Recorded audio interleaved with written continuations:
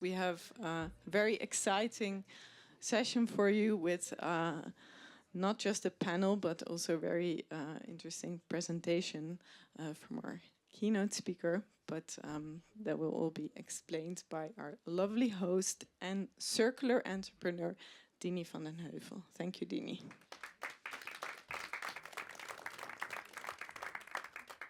Good morning and welcome. I'm very honored to be here today and be your host for the next little under 2 hours. We will first have a wonderful keynote by Katrin Schneeberger, who is the director of the FOEN, Federal Office for the Environment. This helps.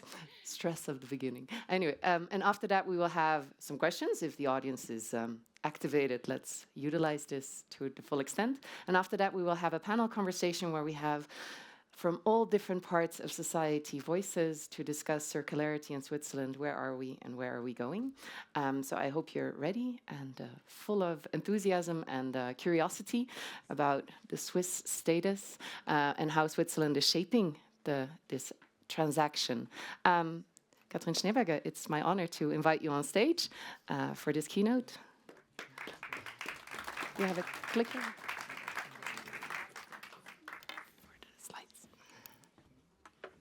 So, good morning and thank you very much for the kind invitation. I'm happy to be here and to have the opportunity to speak about circular economy. This is a highly relevant topic, not only for Switzerland, but also for Switzerland. When we look at these images, shoemakers repairing shoes and a flea market in the last century, we see that long before the term circular economy ever existed, many of its core principles were already embedded in our grandparents' everyday life.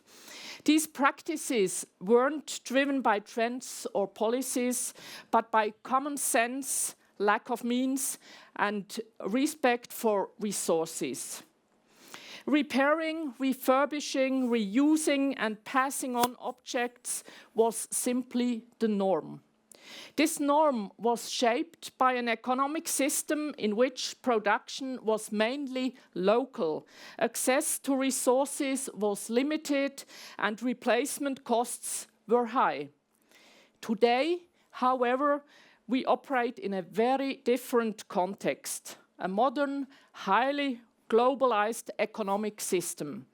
The key question is, therefore, how can we translate this traditional mindset into today's world and make it relevant for today's environmental economic needs?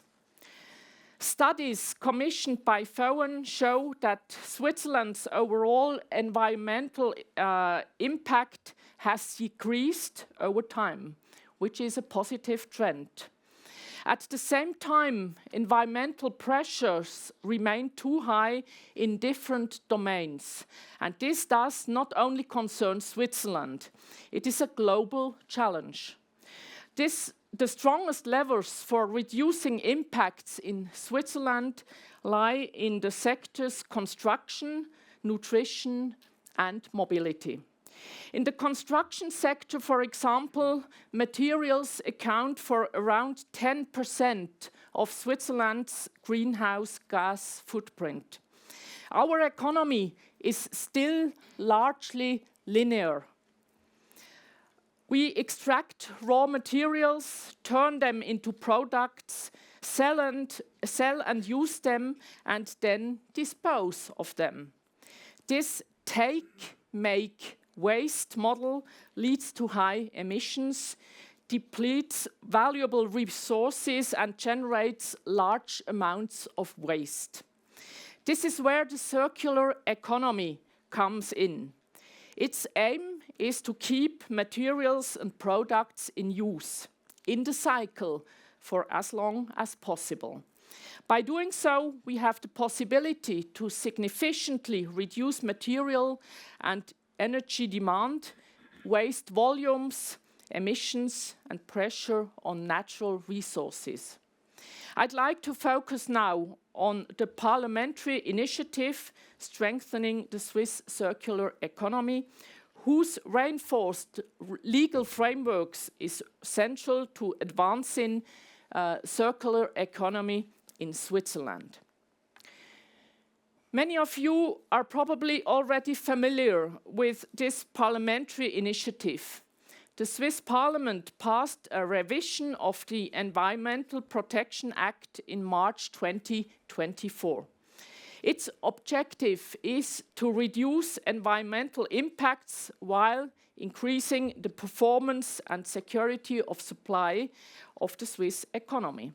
It aims to open up future-oriented business fields and value creation opportunities in Switzerland. The legal revision covers a broad range of topics. For the private sector, several aspects are particularly relevant. A stronger focus on resource-efficient construction with limits on grey energy. Preparing items for reuse opens the door to new business models.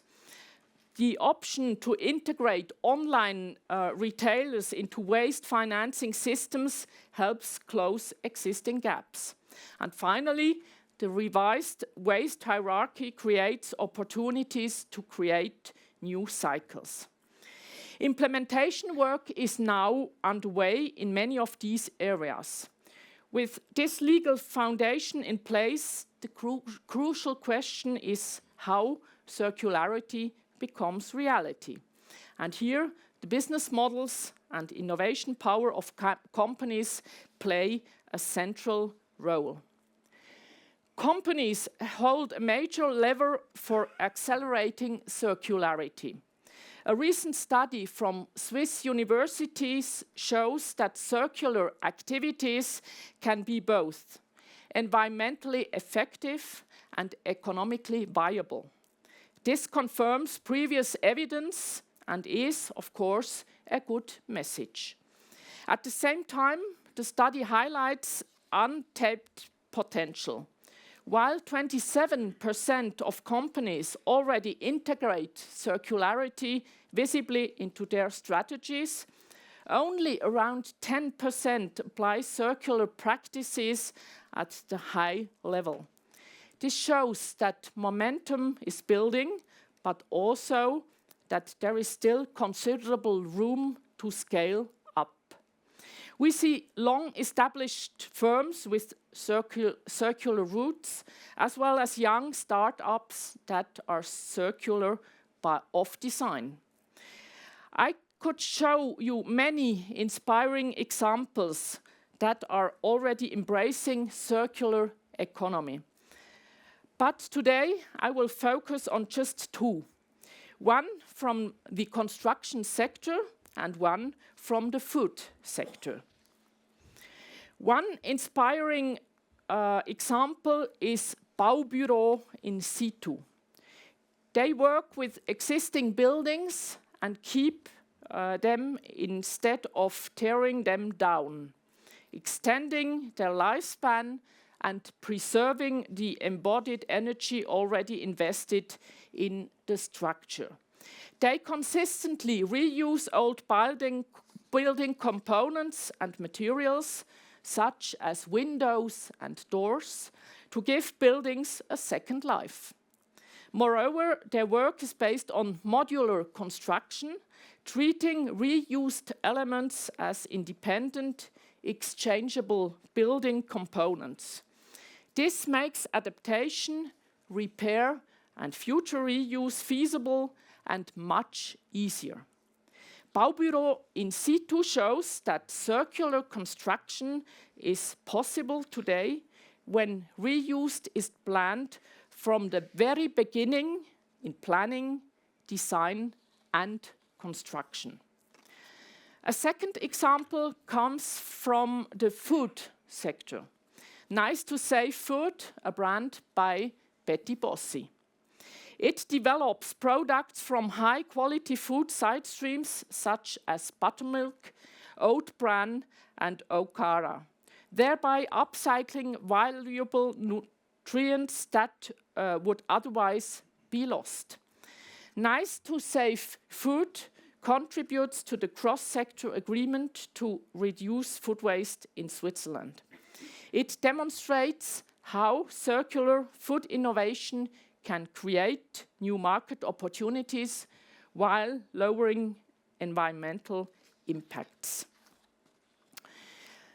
Now, last but not least, I would like to point out the role of the Swiss cantons, who are present as well here in Davos, and our collaboration with them. Cantons have strong levers to advance circularity.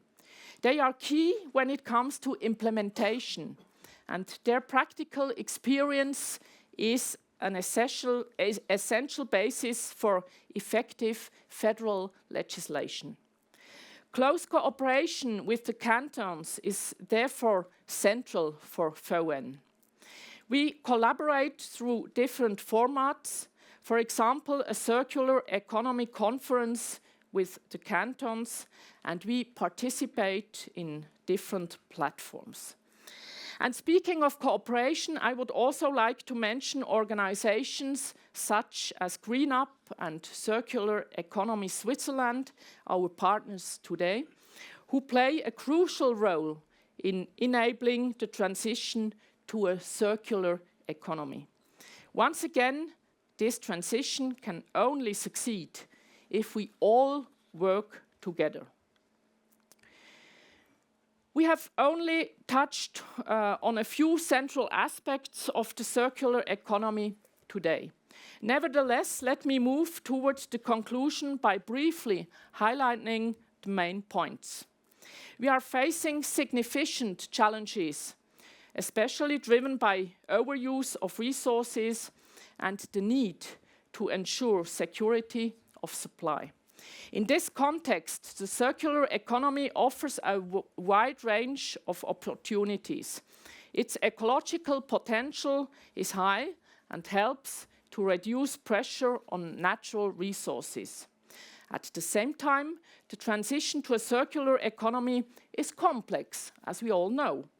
Many products currently in use were not designed for circularity, and material loops often take time to close. As a result, the benefits of circular solutions are often not immediate. However, particularly in times of growing uncertainty and supply chain disruptions, circularity can play an important role in reducing dependencies. By advancing this approach, we can not only achieve positive environmental outcomes, which is important, of course, but also strengthen Switzerland's economic resilience. Now, if we recall the beginning of this presentation, from historical practices such as shoemakers repairing shoes or flea markets, to today's practices to circularity, we can see that much of the mindset and knowledge needed for a circular economy is already here.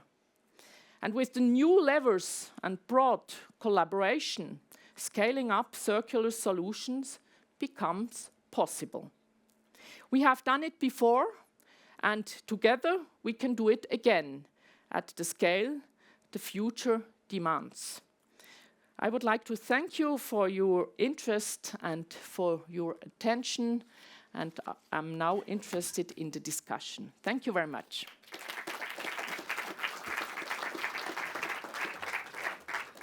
Well, thank you so much. This was a great way of setting the tone for today. If any of you have any questions right now for Katrin Schneeberger, please think about it. But before, I have one question of my own. So the Federal Office for the Environment obviously has a very clear scope. And could you maybe explain to what extent it is within the scope of the FOEN to actually set out this move to circularity, and to what extent it is the other partners that need to participate and bring in their voices? Well, I guess it's important that we all work together because we need all of us in our different roles. What we can do on the federal level is to set the regulatory framework, which is a rather strategic level, but then the implementation has to be on the level of the cantons, with companies, with cities. So that's why we need this strong network where we discuss the subject and then we implement the subject. So, which is great. So after the session, there will be an opportunity to talk to all of our speakers, and let's have many ideas coming our way. Are there any questions in the audience? We have a mic. If anybody feels that they have a question right now, please. Yes. Katrin Schneeberger, thank you for your presentation. You mentioned the online retailers, and I have a question. How in concrete this can be done, especially with the international retailers, the retailers from abroad? How can you catch them? Well, I guess there are networks which have to be activated. Or how do you mean to catch them? I don't understand exactly your question. I think especially about the packaging. I'm the president of Resipac, which deals with a circularity for plastic in Switzerland, which is also a political demand now. And all the packaging that comes in, how can this be addressed in terms of design to recycle, for example, or whatever? In the country, I think it's much easier. But how is it with brands from abroad? That's my question. I mean, I guess it's important that we have the whole production process, not just from at the beginning, but then the whole step of the process of the procedure.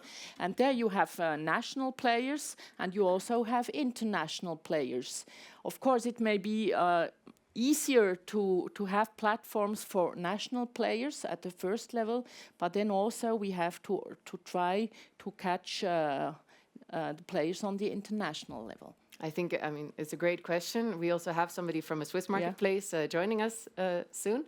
But indeed, circularity is something that we are discussing in Switzerland today, but to broaden it, it's a worldwide question. And so to figure out exactly where the federation can set the boundaries and where we have to have international collaborations is a very interesting question. I'm sure we will have many different thoughts I on guess that. it's also important that the regulations from Switzerland, but then also to the European unions, that they fit together. So that's why we are also observing, of course, what the European Union does, and then we try to harmonize the regulations. I saw... Yes. Thank you so much for your talk. My name is Marav Cohen. I'm from Israel, and I teach at universities circular economy in addition to other environmental-related issues.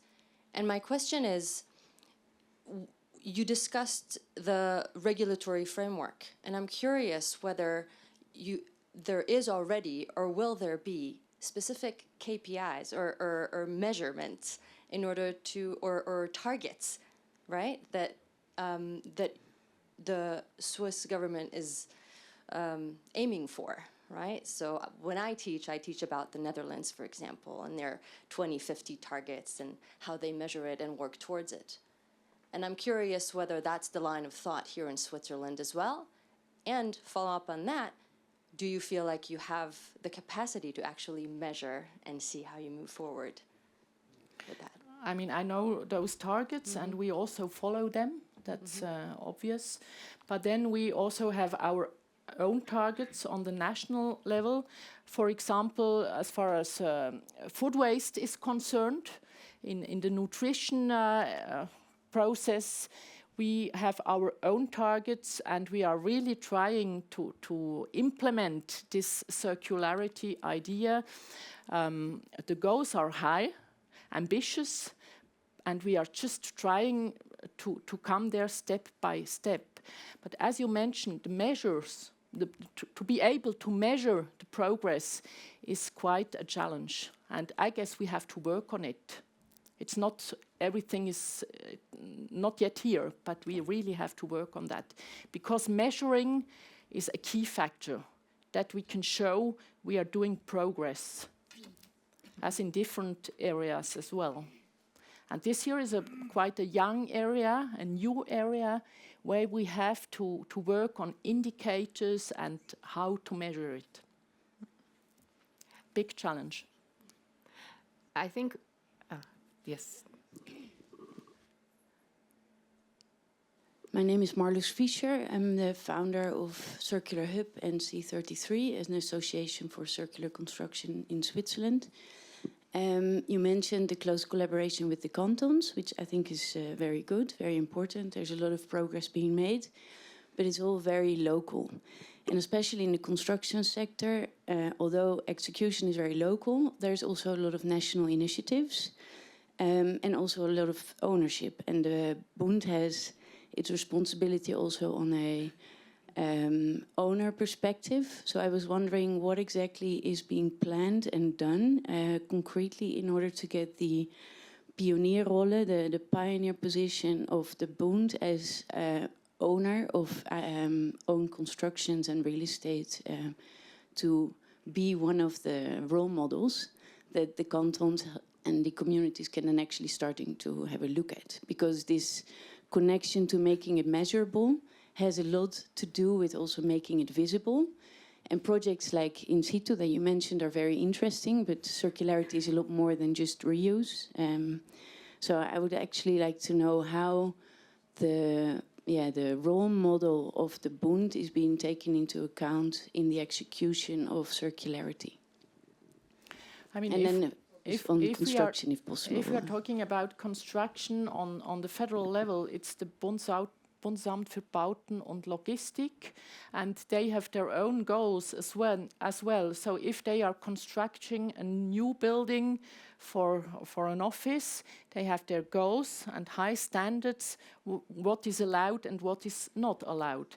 So if we are moving into a new building in a few months, for example, there the old lavabos are reused, and also the doors are reused. Actually, what I showed with this example In Situ Baubüro, and I guess that's the pioneer role which the federal government has, to build its own building in the sense of this circular economy as good as it works right now. I suggest we hold the other questions for the second phase of questions after we have some more different voices on stage. I know we have 2 mini videos of circularity projects that are already running and are planned to open in April of this year here in Switzerland. So I don't know who is... Normally there was somebody else launching them, but I don't know if I can. They're in the presentation. Greetings from Bern to Davos. We have been asked 2 questions in writing. Question number 1, how are you? I'm Evelyn and I'm good. And I'm Michel and I'm good as well. Question number 2, how are you contributing to the future of circularity in Switzerland? So we are from the Kaiserhaus of Goods and co-initiators of the overall Kaiserhaus project in Bern. So, well, let us start by the beginning. The Kaiserhaus will be a vibrant mix of gastronomy, local shops and museum about values and finances. Old, modern, timeless and future values are explored, lived and redefined here. As to us, we are building the first circular retail house in Switzerland, the Kaiserhaus of Goods. A place like a network of producers, retailers and customers alike in the very city center of Bern, spanning 4,000 square meters. Featuring producers of furniture, clothing, shoes, kitchenware and cleaning products. With a food network of farmers, millers, butchers and cheesemakers and many more. With a shop where you can buy, borrow and exchange circular new things or used things. With a ceramic atelier and goldsmith atelier, and with a textile workshop specialized in care, repair, refurbish and upcycling. with a product testing labs, learning journeys, talk, or simply enjoying a relaxing cup of tea and slowing down. We are creating a joyful circular consumer culture, and that is precisely our contribution in the near future, sustainable Switzerland. Kaiser House of Goods is the joint retail platform of all stakeholders in the value chain that seek sustainability, and it's also an open laboratory where we will jointly test and practice the circularity of things directly with the consumers. So to achieve this, we will also launch research and development projects.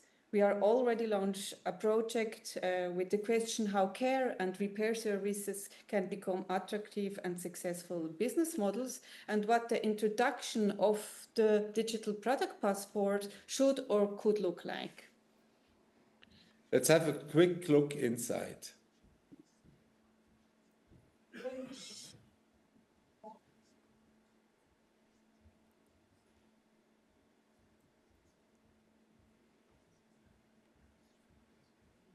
Become part of the Kaiser House of Goods as a partner or shareholder of the project, just like Dini.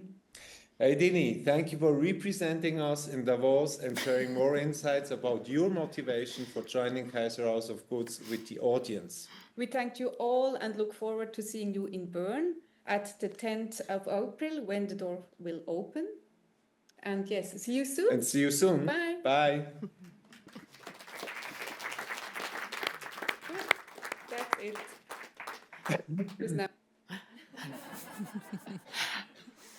Obviously, this is what is in the making. On the panel that we will have shortly, there are no direct people in the consumer repair section, so I thought it was an interesting addition. We have one more, which is a tiny project which has been running for quite a while now. Michael, a project from Geneva.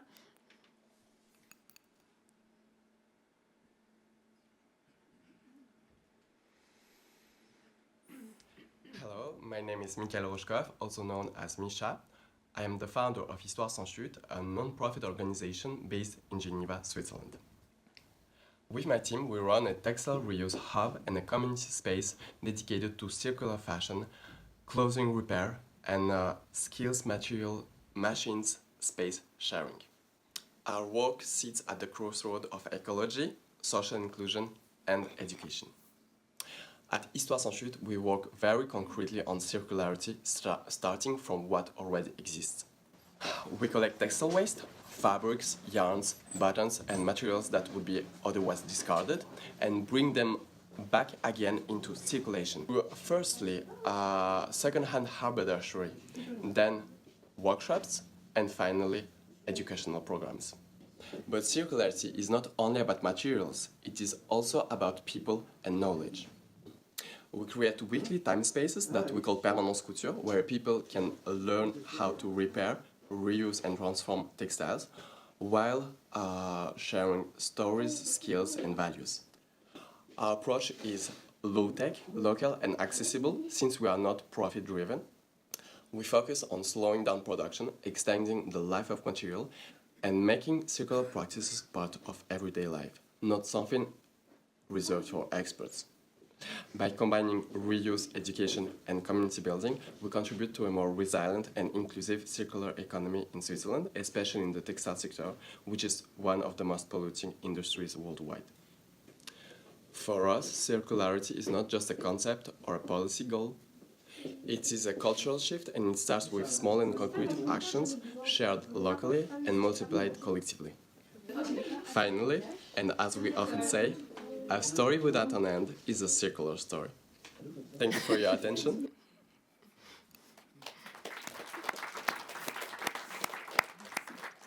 So let's get some voices on stage. Philipp Rufer, President of Circular Economy Switzerland, please join us. Frau Schneeberger, please already have a seat.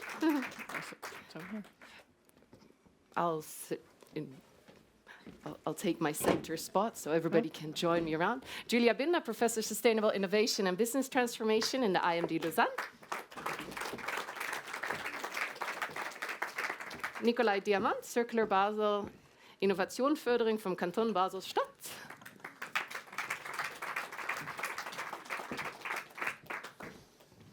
Jessica List, CCO of SMG, Swiss Marketplace Group.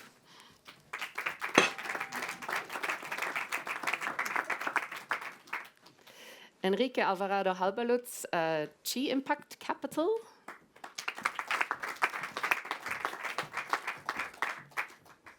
And last but not least, Yunji Yang, co-founder of the Association of Youth Parliament Davos.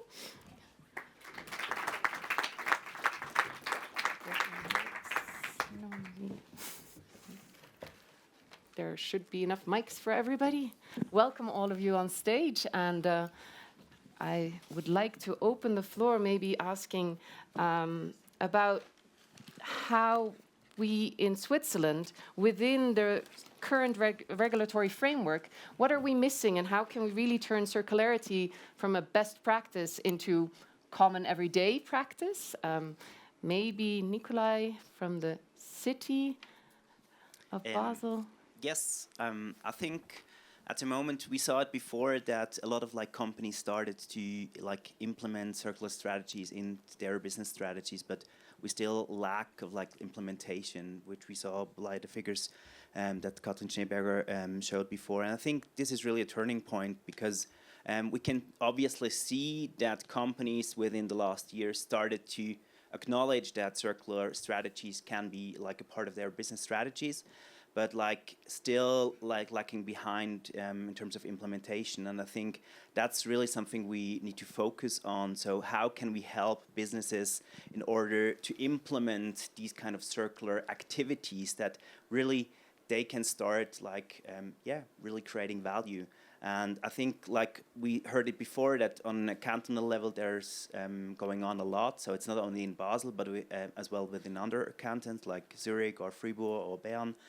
And I think, for instance, in Basel, we have this innovation program called Basel Circular, which is really trying to help businesses to implement these kind of strategies and really try to build an ecosystem within Basel Stadt in order to bring forward circularity. I think that's one approach that different regions or cantons can take, but definitely there's a lot going on, and we heard it as well in terms of regulation. There's going on a lot, and I think still a lot needs to be done as well, because a lot of things are framed as the Federal Council can do something, but it's not obliged to do something. And I think that's a big part we need to address and talk as well today.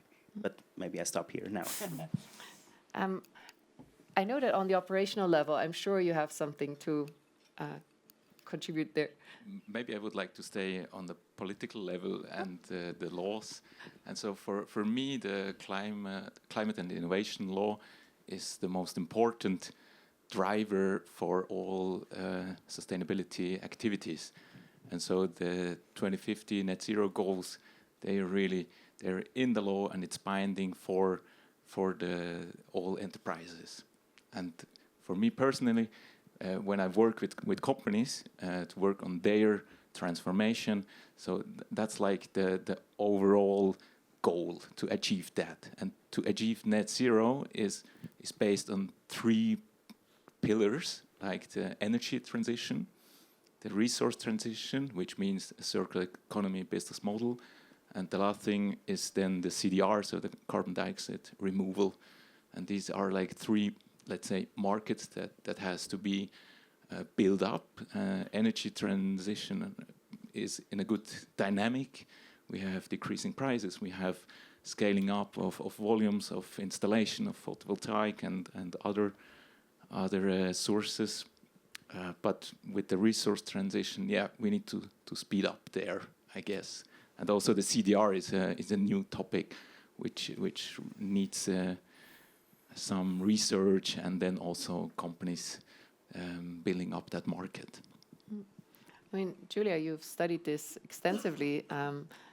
Would you say that there are regulatory blind spots that are holding us back right now, or is it that we are struggling to implement what we have on operational level, or what would you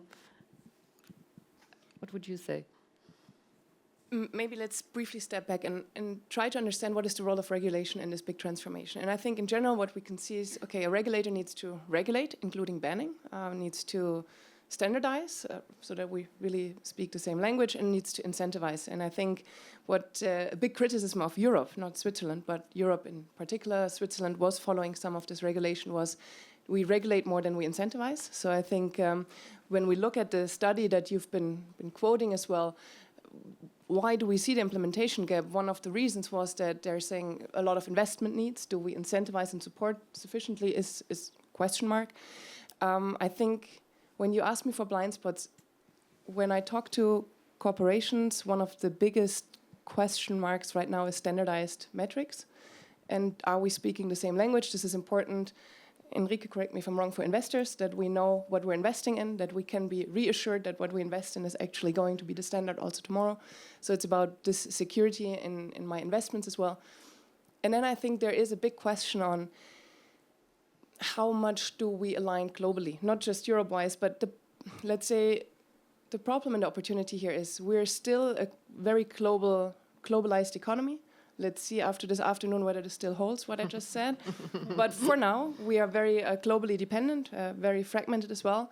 The problem is, and if you speak to whoever, particular multinational companies, but even companies that simply just export, they're saying it's fine if we get support in Basel, but as soon as I'm in France or in Germany or in Spain and it looks completely different, I really can't implement it, right? So I think at one point, we need to go from this piloting stage at a local level or regional level or even national level towards more of this global perspective. And maybe what is missing, or I don't know whether it's missing, but what we need is much more standards per industry, because it will look very differently. You mentioned construction, very different from nutrition, very different from textile.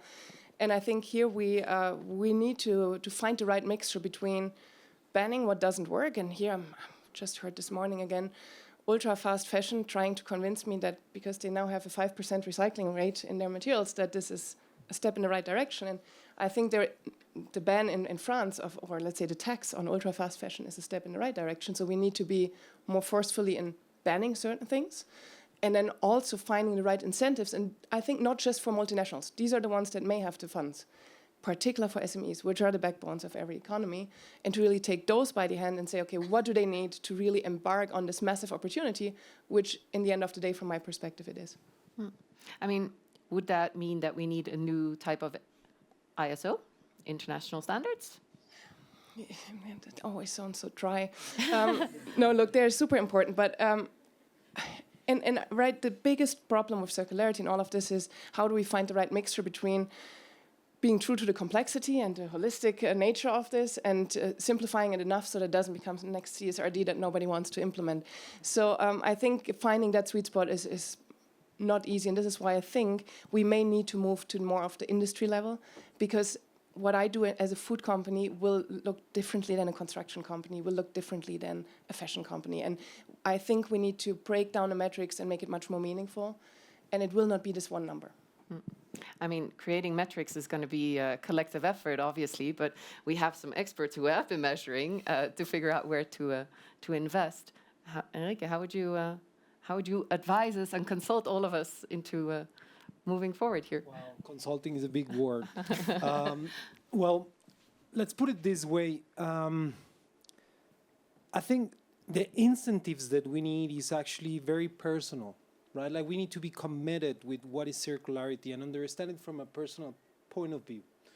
Not just the waiting for regulation or standardization to come in, but really taking a chance to understand what are we buying, why we are buying that, how often are we going to use it, who else is going to use it later, what is this, let's say, role that we play as consumers to actually be part of the circularity movement, right? Like, so not just demanding and saying like, yeah, when is going to come? No, be part of it, right? Like, and I'm going to use a reflection, right? Like, circularity in Europe in terms of investments is very, it can be better.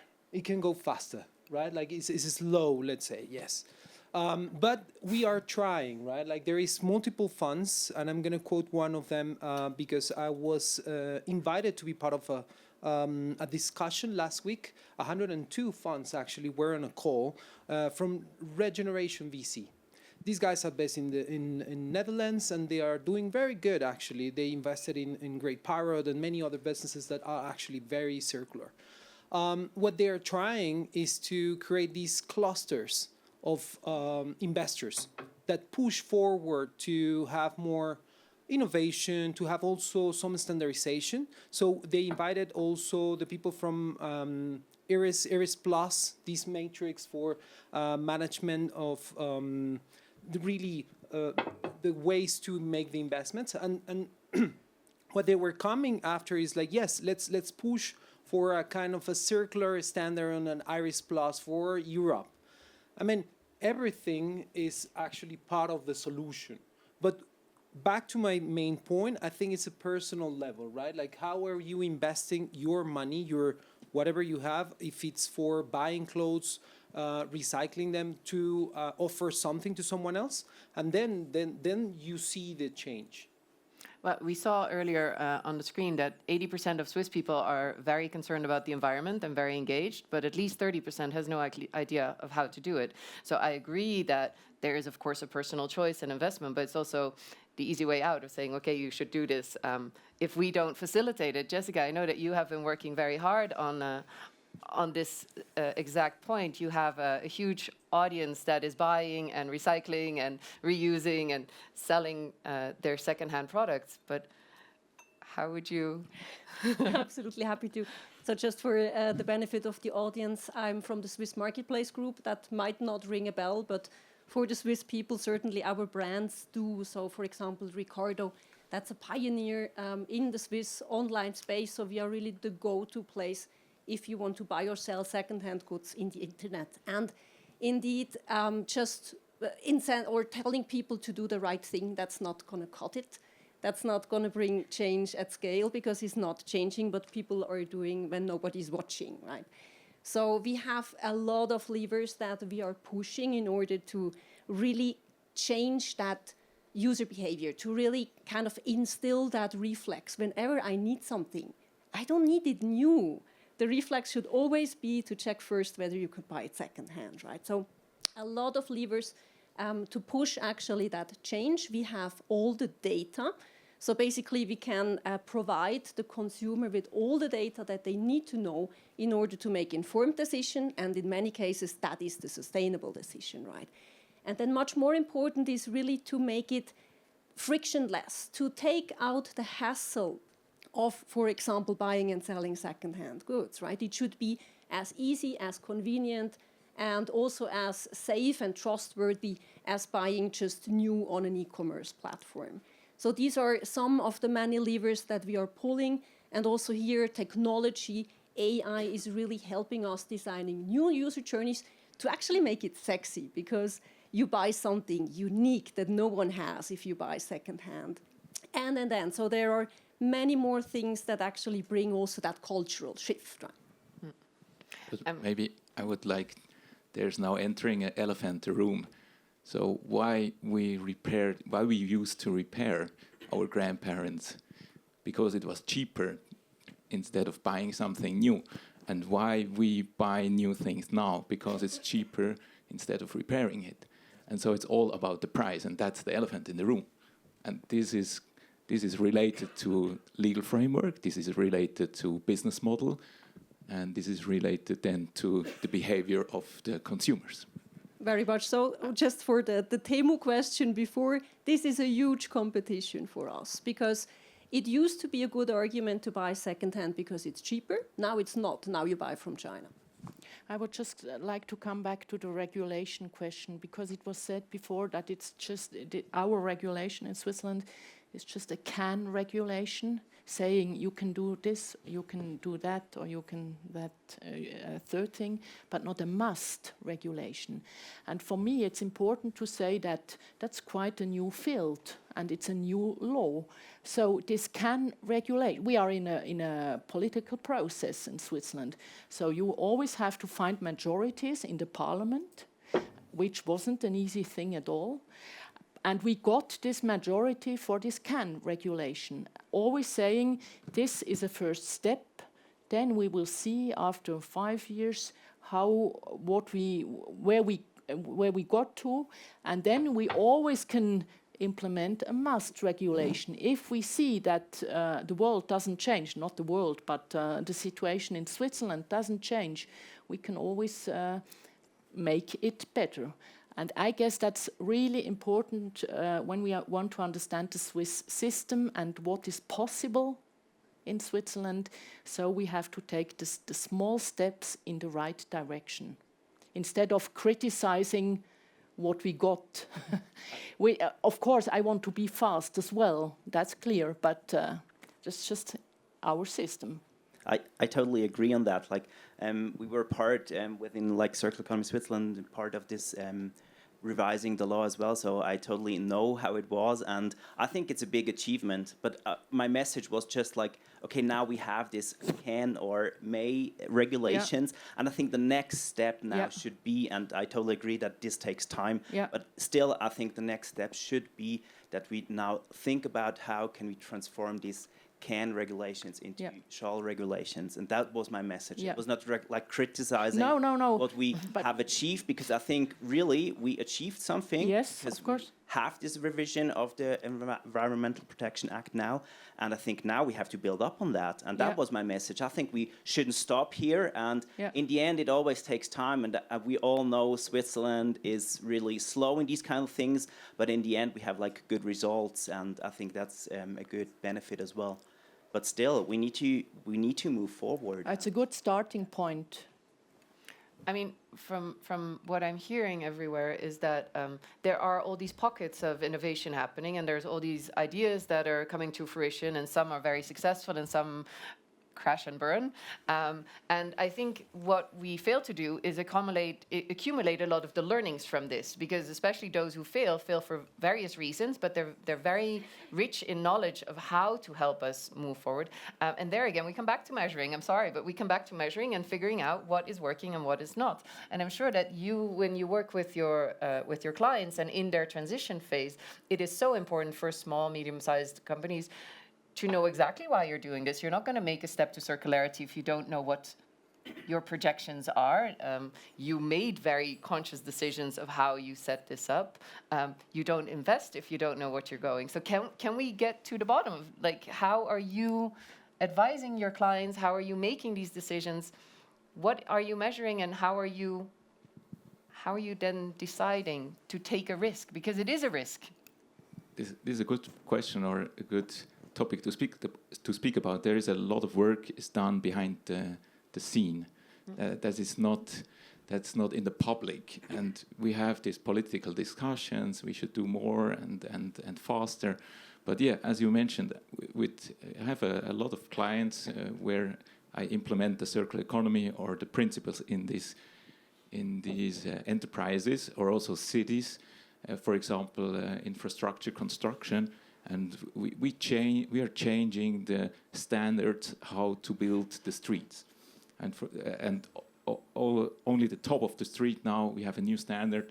It's a bit less thick, other materials, recycling materials, and this is 60% less CO2 emissions per square meter of street that is built now, and nobody knows about, or only a few people, and the city of Bern is like defensive, or they are like shy in communication, and they don't want to ring the bell and being in the press, and so this is behind the scene, and this is happening, and this is good, and we have here this panel is also about what's happening and what's all going good.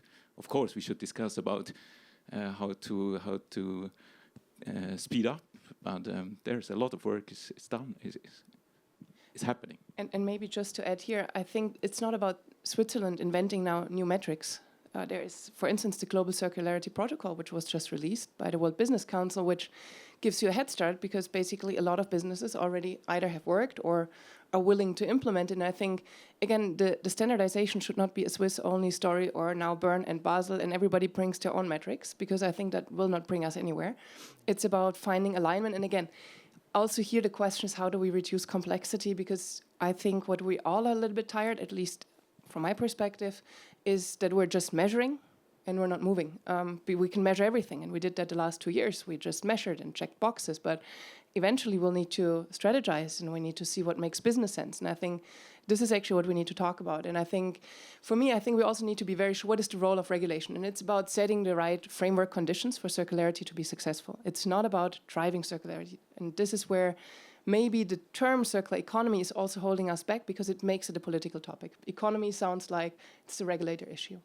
And this is why I have started to much more talk about circular business, because we then talk about circular business models, and then it becomes much more actionable for individual business leaders rather than circular economy. I mean, I'm a little piece of the economy, right? So how is it actionable for me? How can I do something, and how can I generate value from that and link it much more to the business case? And I'm going to use a part of what we are doing right now in terms of really make it sexy, right? Like, I love that words, because it's about that. It's about consumers actually to understand how can they can be part of a movement that is changing the way we are consuming. And just because I'm the one putting sometimes cash on businesses, I'm going to use the example of one of the investments we have. So this is Vital, right? Like, Vital is a company based in Germany, now is expanding to the US, and they have a system for reusability. I mean, it's very basic, right? Like, it's whenever we go to a festival, normally in Switzerland, you have recycled plastic glasses, and also sometimes even the plates that you can reuse, right? What they did is a whole system for circularity. So they engage the people that actually goes to the festival to actually be part of the movement and say, like, yeah, I have points by using these type of things. They now scale to festivals like Coachella in the US, right? Like, and what they do is they use very well their marketing.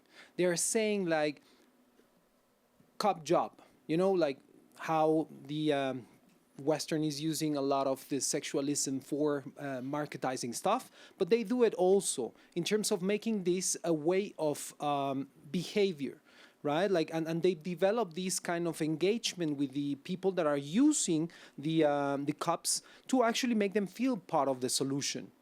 And these things is what we should see more and more. We should put more risk on these type of companies, right? Like, sometimes it will take a little bit longer, and is what we see normally on investments. So people want to see a result in 2 or 3 years. Normally, we need to wait like 5 to 10, right? Or even 12. But I think these kind of things, these solutions, is what we need to see more in Switzerland, right? Like, as we were saying, and Nicolai, I believe that this is very true. We don't speak up a lot about what we are doing well. As a Swiss way of thinking, I know it, I'm half Swiss, and I grew up with that, but I'm also very Mexican on the other way. We should speak loud and say what you're doing and how you're doing it well. Angie, you want to respond to this? I would like to add to this, since we are talking about consumers, I mean, we are the next generation of consumers, the next generation that is entering the job market, gaining capital and then spending that capital. And I think what's lacking at the moment very much is sort of that knowledge that this contributes to circularity. Circularity, when you explain it to the other people, they see it as a positive thing. But that's what's exactly lacking. There isn't this shift in culture on that secondhand goods are good, or that, for example, the new fashion trend of leasing things from a boutique and then bringing that back. All of this needs to be more educated to the next generation, because when all of the consumers agree that this needs to happen, companies will follow, these companies will work, and then circularity can be more secure long term is how I see it. So I really hope that the marketing around circularity will be stronger and louder for the next generation.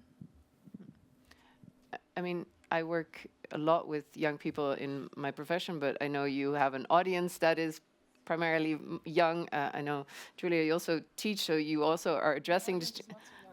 Your audience is slightly older, but how do you feel about educating the next generation on this? We are investing actually a lot in that. It's not only education, but it's really also providing the user experience, providing that experience that actually makes it cool, makes it sexy to engage in that. And then again, it all boils down also to information. For example, we are showing on our platforms how much CO2 you can save if you are buying item XYZ instead of buying it new. And that goes exactly in that direction. Make people part of it. Let them directly see the impact. Because what I hear so much is that, yes, I know I should, but I'm somehow frustrated. It's all talks, it's no action. And it's these little things, I'm convinced, that are piling up and bringing that cultural shift. And maybe I would like to add, I think circularity has a lot to do with like rethinking or like with mindset. And we heard that now with like on the consumer perspective, but I think it's about rethinking everything as well. Like you said, business models. I think that's one huge thing we should address if we talk about circularity, because in the end, it has a lot to do with like change process. And if a company really wants to switch from a linear model to a circular model, it has a lot to do with like doing things differently than you did it like the last maybe couple of years or hundreds of years, whatever.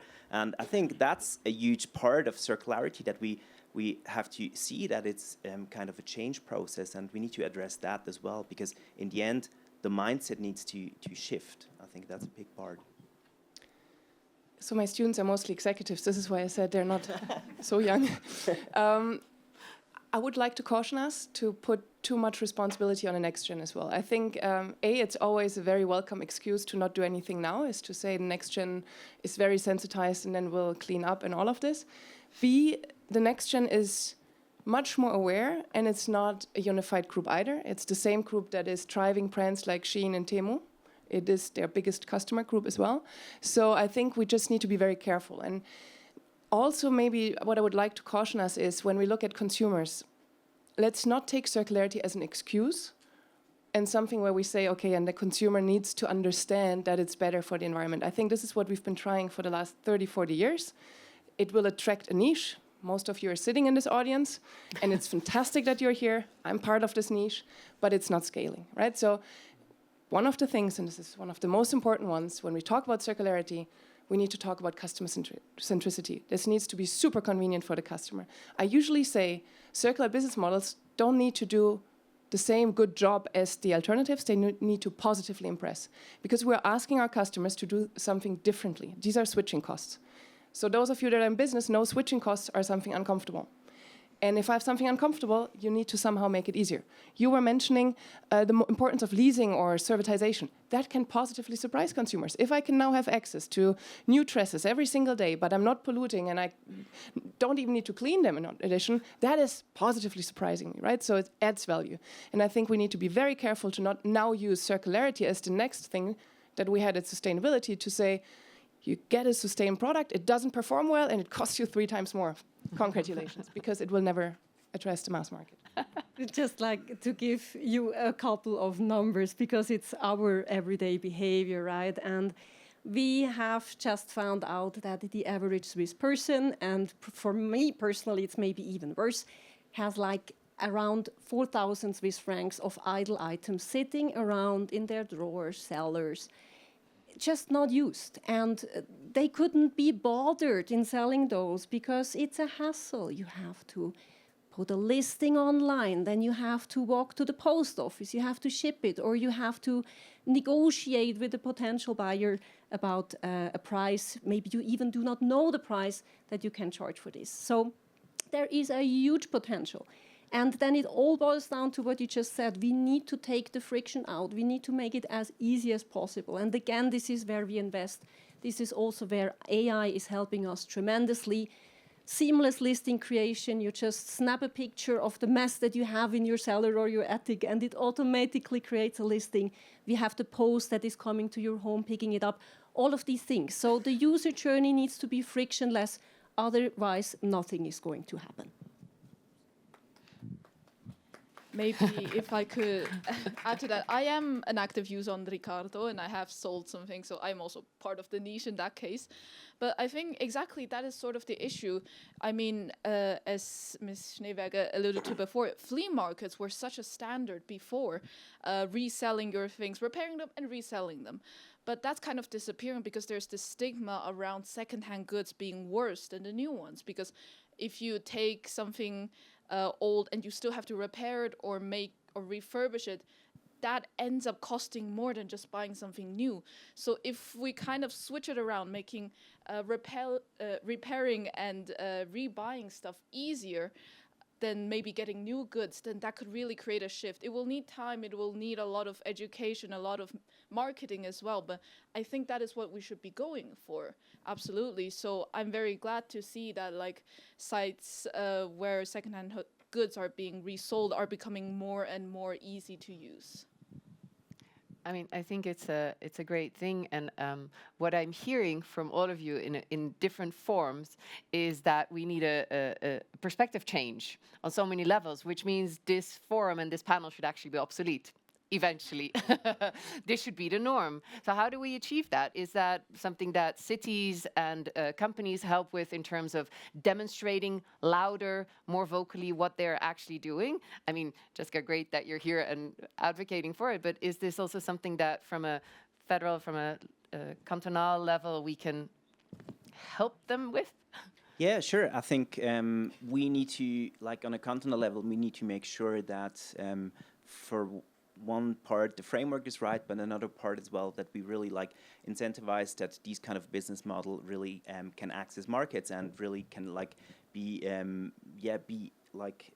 present, and that they can have a positive impact. And I think on the other side, I think another lever that we would have like as a canton, as a federal state, as the public is like our public procurement. We didn't talk about that yet, but we only talk about regulation. But in the end, it's as well of like things of like showing that we do things differently. And if we talk about public procurement, the volume is huge. It's about, I think, 40 or 50 billions a year only in Switzerland. And if we like redirect these kind of like streams of money, then we can have a positive impact, because like that we are stimulating the markets, because we creating demand. If we say, okay, we're like buying products on a federal level or a cantonal level with like criteria of circularity. But in the end, I can tell you, because in Basel Stadt we're right now like trying to implement these kind of like procurement standards, and it's really hard. It's one part is really hard. It's always like redefining with the different political parties what we want to do. Is it like mandatory or not? And on the other side, I think the reality is that every single department on a federal level, but also on a cantonal level, is like procuring by themselves. And it's so fragmented that it's super hard to implement these kind of elements. And I think that's something, if we talk about circularity as well, is a key topic, because it's so cross-cutting topic in like businesses, but as well in the government, and this makes it really hard. And I think that's why it's so important that we have these kind of platforms that bring together the different aspects, that we can learn from each other from different regions. And I think there we have a responsibility as well, not only in like setting the framework, but as well like what we are doing actually. You want to respond? Let me offer a slightly different perspective to your question. You said, do we need to scream louder what we are already doing? And I think there is a danger to trying to put circularity first now, to really talk about and say circularity is our new end goal of our activity. What I'm actually trying to say is circularity is a means towards an end. Circularity can help us to be more competitive, to be more strategic with our resource use, to create differentiation, whatever is important to you, to reduce risks, to anticipate regulatory changes, etc., etc., etc. I think there's a danger that we're now putting in a little bit, this is what we're doing today, because we're saying we're a diverse platform, and in the end we're all very convinced that circularity is a great thing, and we're all coming from an environmental standpoint here. And I think what we need is a much more diverse audience to say, circularity is a means towards an end, and it can be a super strategic topic. It can address many of your key pain points today, which is in a very fragmented world where the rules of the game are being rewritten as we speak. It's really about how do I reduce my dependencies on certain actors? How do I become more resilient? How do I ensure that I still have resources to produce my goods?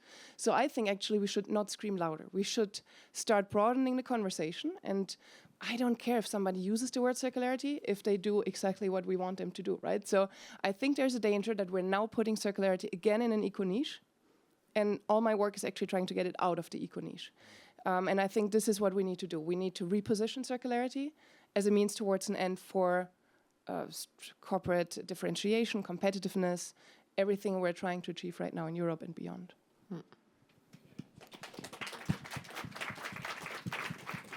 On that note, I think it's a good moment to open it to the audience. Are there any really people that want to fight this idea or contribute to it? Yes, I have a question up front.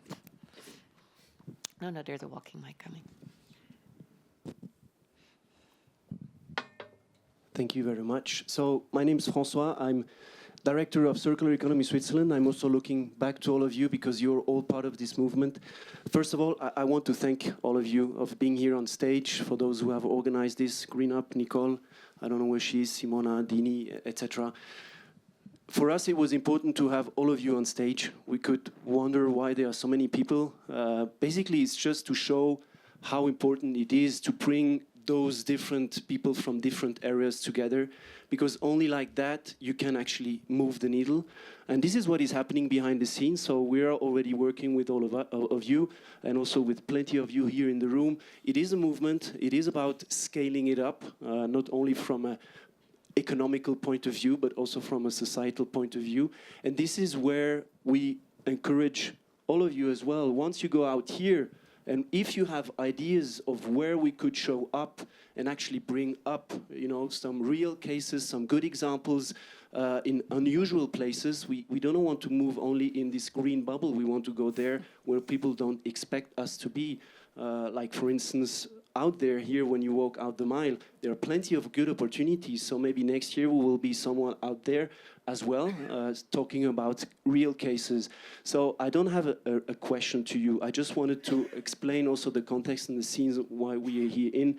And again, thank you for being here today and helping moving the needle in Switzerland.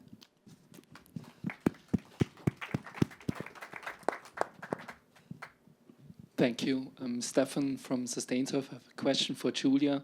You mentioned standardization of metrics as a main challenge, which I share.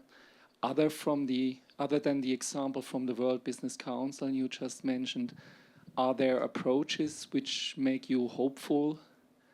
Maybe if you can extend a little bit on that landscape, because, obviously recent years has shown that we are partly going in the other direction, and there are signs of reversal maybe, and would be interested to hear more about that. Thank you.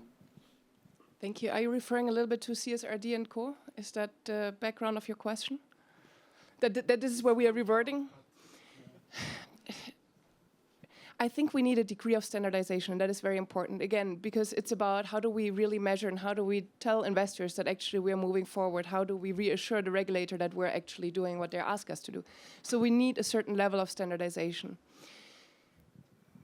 I don't want us to just focus on standards. This was one of my most painful education experience in the last 2 years, was people would only come because they're pressured that they need to report, and there are so many standards and all of this. And they all lose then strategy and the really exciting stuff out of sight. And I think this is where you see, and I always take this example of AI versus sustainability. We absolutely need standardization for AI as well. But it's very interesting. It always comes as a second thought, right? And in sustainability, it's always the first. So whenever I'm in a room with someone AI, everybody's excited and says, AI, investment, fantastic. And sustainability is always a cost. And it's, by the way, 80% of AI investments are also just costs because they never materialize. So I think we just need to be very careful that we don't position now circularity like we did with sustainability as something that will just cost us money, it will be a pain, we will just do report and it's just regulated, to something, how can we create that movement that you're trying to create with Circular Economy Switzerland and beyond, is to, we need to agree on certain metrics, but they should be fairly easy and straightforward. And again, maybe industry specific so that we don't overdo it again. Because I think some of the criticism of CSRD were spot on. It was very complex. You needed an entire accounting firm to do this. It was a big business case for them, but not our auditor, but not necessarily something that added value to your work. And I think we need to be much more doing more with less with more. So basically less standards, less metrics that are relevant for you rather than doing it comprehensively. So what makes me hopeful is that now that we don't have that, and that's maybe the positive sign, we speak a lot about pushback, backlash, all of this. Most companies I work with are absolutely staying course. They're doubling down. They have skin in the game. They have invested. They're not now just moving away. I think the dangerous signal that we send with CSRD for standardization and metrics overall is distrust in politics, that I can just sit and wait. It sends a signal to companies that have now invested that next time I'll just wait whether this really materializes. And I think that is danger beyond sustainability. For us, it may be an opportunity to finally get more on the implementation and execution, which I think we desperately need. Hi. And maybe I would like to add, so the most important metric is return. And what companies do, they do a TCO, a total cost of ownership calculation. This is what we don't do as individuals. That's why we always buy new things and stuff, and on the long run, that costs more than having a good quality that lasts for a longer period. So that's the economical part of circular economy. I have another question. Oh. No, I'll speak louder than Philipp. I work for Swiss construction material company Hablutzel. I have a million things to say because today in Switzerland and anywhere else in the world, one of our central resources become construction and demolition waste. And it's happening today. And we've heard many times, and Mrs. Schneeberger, you said it, the regulatory framework is the pillar of the business case. It didn't work.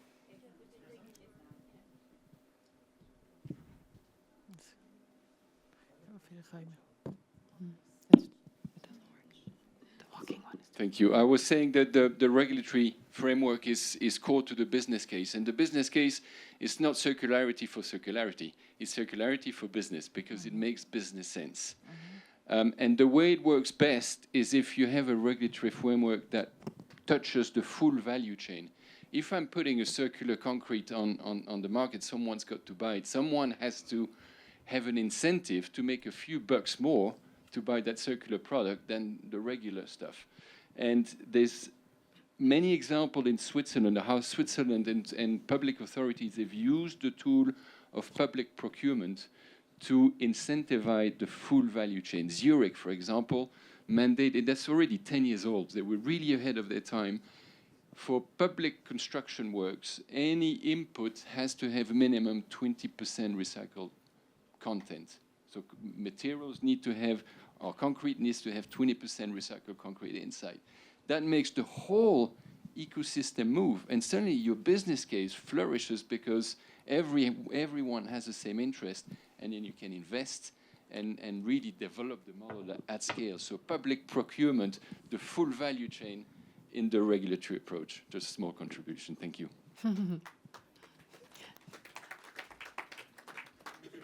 From the Loudest Foundation, we're funding circularity in food, fashion, the built environment, and a couple of other sectors. But I've got a couple of questions. I love what Julia was saying. Where is the space where that repositioning of the narrative is happening?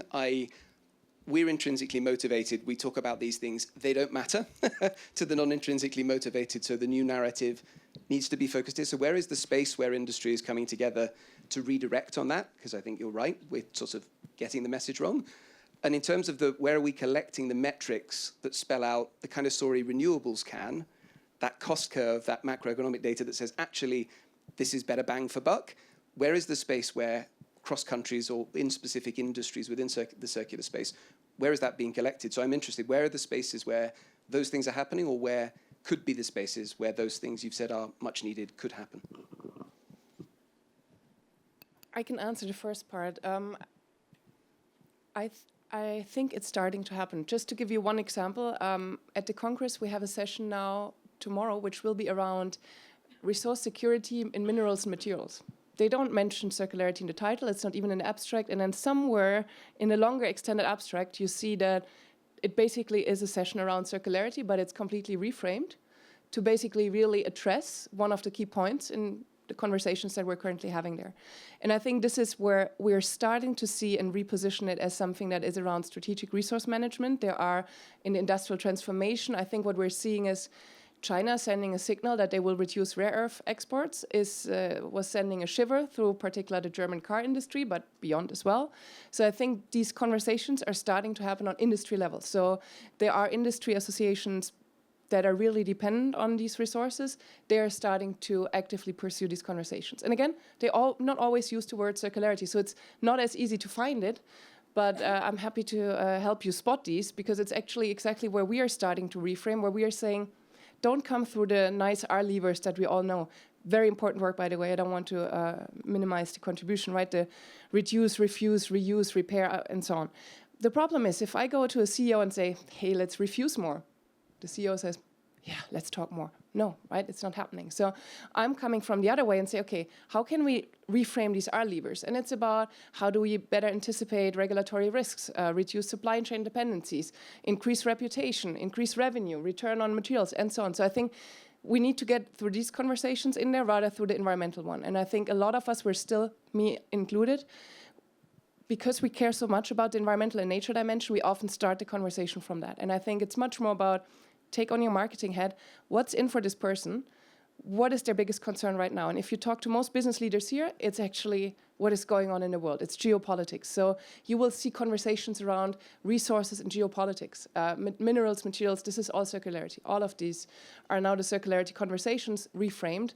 And I think it's actually good that it takes us a while to spot it, because it means it starts to enter the right circles as well. And do we already have good examples where it works? Where the reframing. Yeah. No, for instance, let me. Because that's what we use. We need. We need good examples. Yeah. BASF is a very good example. BASF is a big chemical company that was one of the very first to have a head of circularity.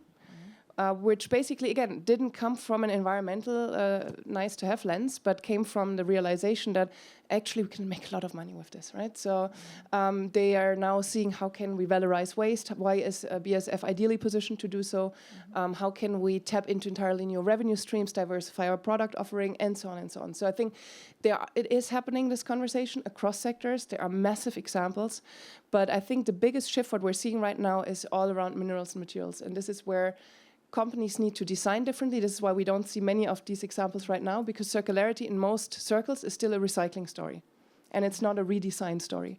And I think this is where we need to anchor the conversation much more, is how do we design differently, how do we source differently, and then to then actually find much more of these conversations. And I do think that it happens a lot because it's so far down the supply chain, it becomes invisible.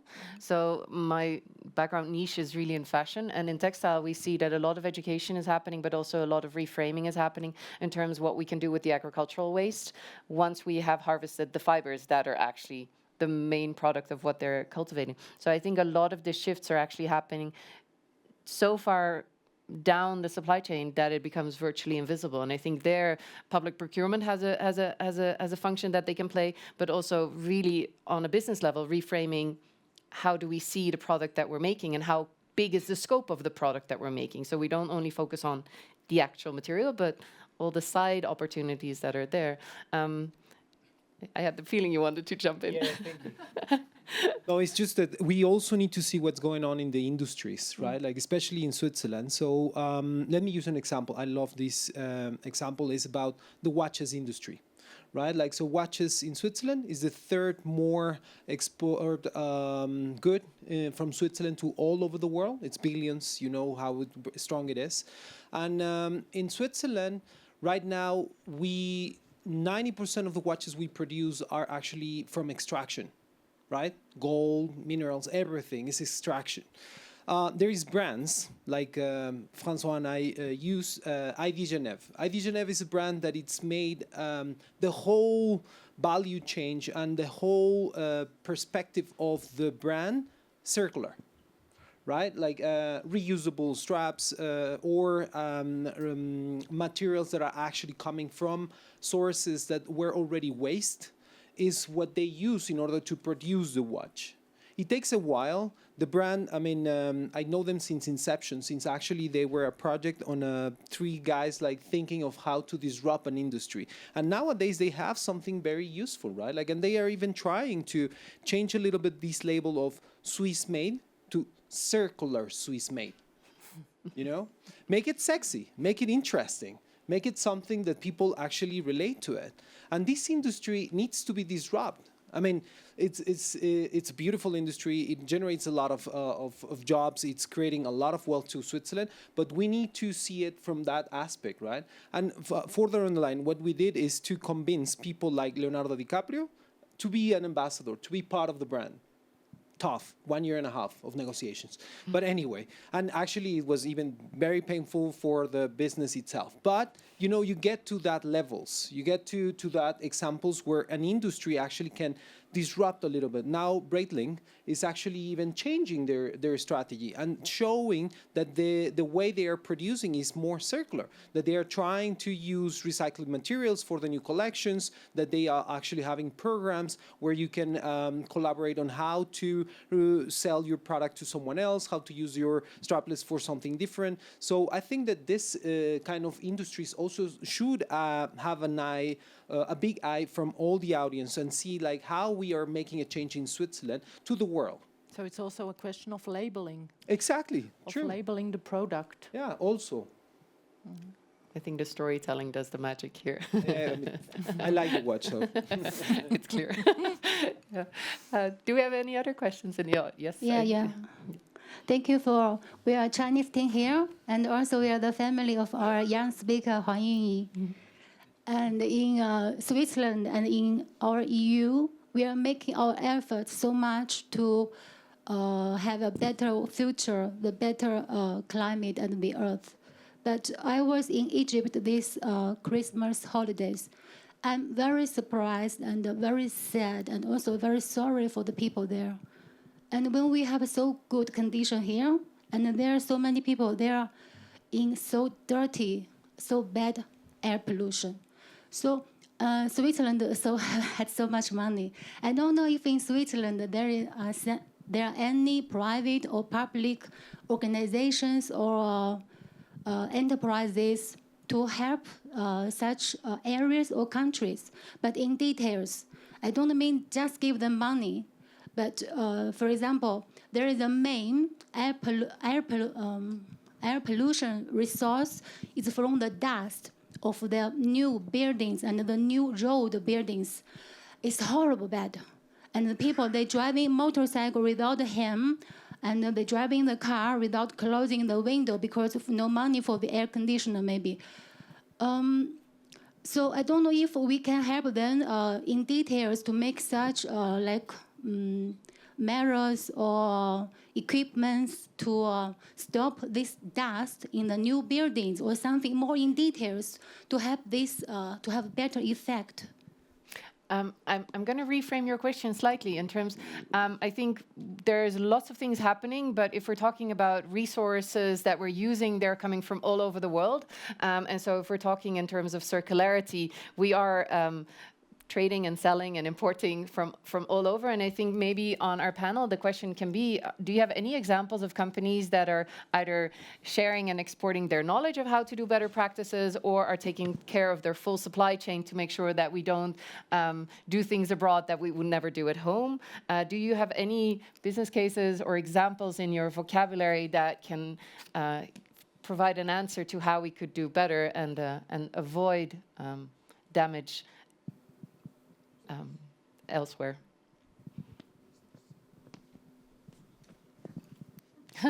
I really like the cradle to cradle community, which is based on the reduction of bad materials in products, so the reduction of poisons and we have a lot of poisons in products, especially nowadays is coming after fast fashion is coming fast furniture, and all these furniture are built with low quality materials, and like such a maybe a sofa or a chair or this is like 5 to 6 years of coming out all these chemicals, and this is very bad for us as consumers. What I would like to say, it's not always that obvious, like your story you told us, and this is like maybe back to you. It's an education thing.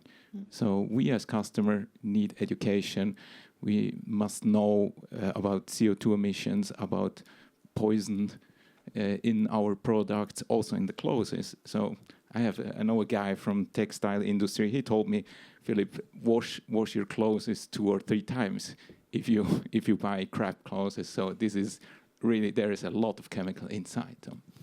Maybe if I could add to that, I think social media is actually being underutilized for this.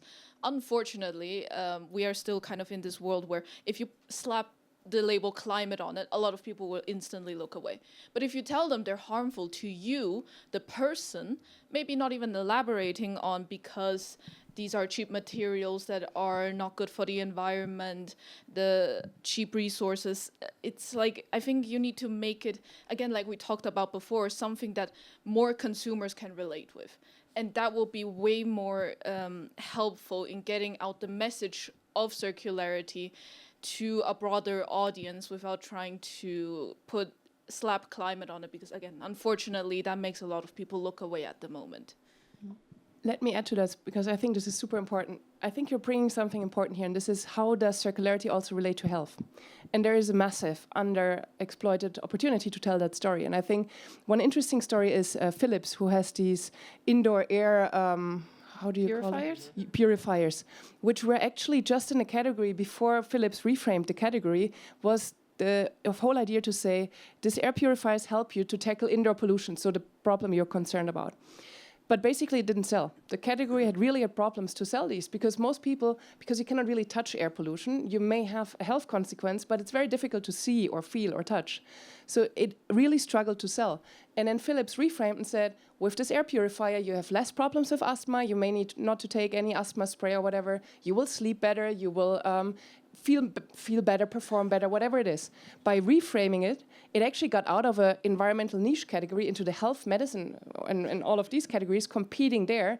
And suddenly the entire category of air purifiers is a very important one, big and growing market. So I think, again, to your point, and to your point, make it consumer relevant, right? So many consumers, if they don't care about indoor pollution or whatever because they can't feel and touch it, or circularity because it doesn't waste, I don't see waste here, right? We're in Switzerland, it's great.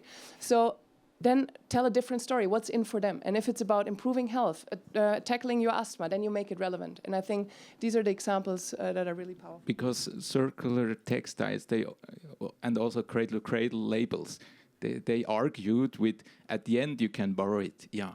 That's nice for a sustainable aspect, but it's what's in for me, and that's the sexy thing of circular products. I know that there are still many questions. I do invite you, all of our panel members will be outside later. You can address them directly, specifically. But before we close the session, I want to have one quick round where I'm going to put all of you on the spot. I do apologize, but just very slightly. Is there one advice, one commitment that you would want to make in front of the audience? I know that GreenUp is a very practical, action-driven platform. So is there something that you want to commit to, or is there something that you want to advise other people on, best practices? Who wants to take the lead? Yeah, let's start with what we have. The framework in Switzerland and also EU is good. And we have a lot of technical solutions, and so yeah, let's build business models. I can continue on that. Let's make what was a norm before of using secondhand goods are normal again. Buy secondhand, ask your friends if they have anything they want to sell, buy them from them, inspire other people around you to use platforms like Ricardo to buy things and make that the norm again so that we can move forward. Well, just let's go on and going step by step forward, and then talking about the positive side of the thing, not a crisis here and a crisis here and a crisis there, but we need positive messages. And that's maybe the thing you mentioned with the reframing, which is really important. I think creating your own community of action, and I'm going to put myself on the spot. So together with friends, we gather sometimes and we exchange clothes just because of fun, right? Like this suit has been used for some friends too. And I'm happy when I see them with the same picture, I'm like, that's mine. And I love it because it's part of this community of like, that's my friend, he has my suit. I mean, I'm going to use it in Davos and it's going to look like fine. And, like it's part of a thing. And so we make it sexy again. We make it part of a culture that people like to be and that is part of something, right? Like, and you can use it in a daily way, in your daily life, right? So that's the commitment I have. So you need friends who are wearing the same size. Yeah, and you will see them. Frau Schneeberger, let's switch clothes later on. But in the danger of boring you again, my advice is take off your eco glasses for a moment, not because we all don't care, we do, but we want to speak to the majority who unfortunately either doesn't care or has other priorities. So I encourage you to take off your eco glasses, reframe it, understand what is the person in front of you, what is it, what they're interested in. Try to meet them where they are, to take them by the hand. You're not here to evangelize. We've tried to evangelize. You will get one after the other to this community, which is super nice, but we want to speak much more the language of business. So I think we all need to challenge ourselves to mature our language, to better relate to the current dominant business mindset and slowly change that business mindset to where we want it to go. I think my message will be like, be brave enough to like rethink and think differently, because I think it's really, it can be a business case. You just need to like take a look at it and maybe do things differently than you did it before. And maybe it's an effort, maybe it's an investment, but in the long run, it's worth it. And I think we have to think differently. We have to think long term, and then, I think we can achieve a lot. Just one baby step. If you're going home, open these drawers, have a look at your cellar. Just take one item that you think is nice, but you do not use it anymore, and put it online, put it for sale. I guarantee you someone else will treasure it, it will be reloved, and it is one small contribution to really unlocking that huge potential that we all have at home. Thank you so much. I think it's a positive note to end on. Well, thank you to everybody on the panel for being part of this conversation today. Thank you for the audience, lovely questions, and thank you for the commitment. And let's see you outside and continue our conversations. Thank you.